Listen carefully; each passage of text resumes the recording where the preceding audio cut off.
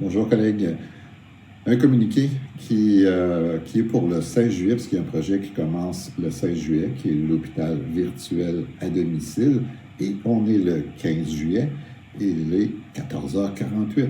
Alors, je voulais vous envoyer le communiqué, bien entendu, mais aussi faire une vidéo, parce qu'il y en a qui vont peut-être préférer regarder plus rapidement ou écouter ce vidéo tout simplement. Alors, le projet, c'est vraiment l'hôpital à domicile, mais le patient qui effectue le 911, où devons-nous l'orienter? Alors, c'est quoi l'hôpital virtuel? C'est un patient qui va avoir son congé tantôt, demain, qui va s'en aller chez lui, et ce chez lui, demain, c'est la ville de Saint-Jean. L'hôpital, c'est le CHUM. Alors, le patient va partir du CHUM, va s'en aller chez lui. Il va être monitoré à partir de son milieu de vie avec une équipe hospitalière qui suit son évolution. S'il a un problème, OK, et que cela n'est pas une urgence comme telle, alors il va appeler l'infirmière. Et normalement, ça devrait se passer comme ça. Cependant, il pourrait penser que c'est urgent ou il ne pense pas d'appeler l'infirmière, il appelle le 911 comme il a l'habitude de faire, ou c'est quelqu'un d'autre de la famille qui appelle le 911. Alors, qu'est-ce qui arrive quand on arrive au chevet et qu'on sait que le patient est suivi dans l'hôpital, avec l'hôpital à distance? Alors, donc, dans les prochains mois, on va en avoir de plus en plus de ça, parce que au CHUM va se joindre également l'hôpital Charlemagne qui va faire un suivi de patients à domicile. Alors, qu'arrive-t-il si le patient effectue le 911 et qu'on apprend qu'il est suivi à l'hôpital à domicile?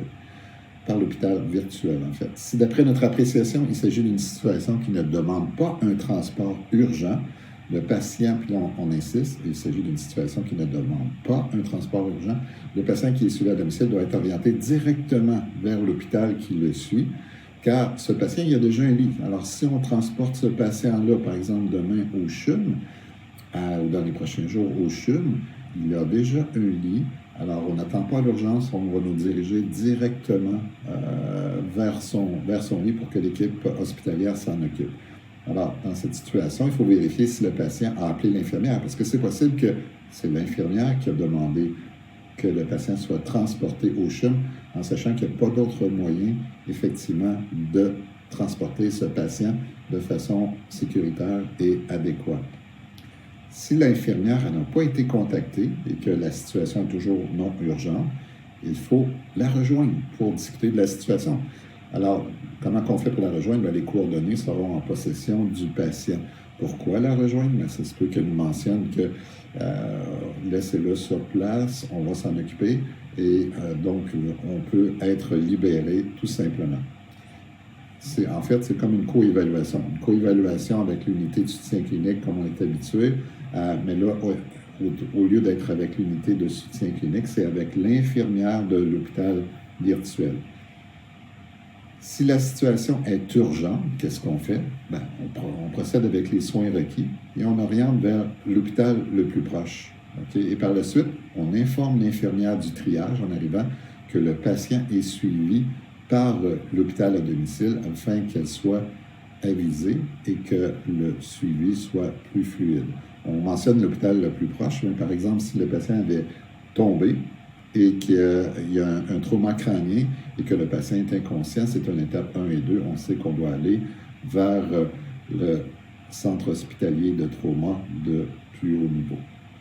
Alors, des directives plus précises vous seront envoyées ultérieurement parce que ce dossier-là est très important de libérer effectivement des patients de l'hôpital pour le domicile, de libérer des lits sur les étages pour effectivement nos patients qui sont à l'urgence, les accepter, les hospitaliser plus rapidement et de libérer l'urgence, diminuer l'engorgement et de nous libérer plus rapidement. Alors, merci beaucoup les amis. Bon été pour ce qui reste. Alors, il en reste beaucoup et il y en a beaucoup qui n'ont pas pris de leurs vacances encore. Alors, donc, des très bonnes vacances à chacun de vous.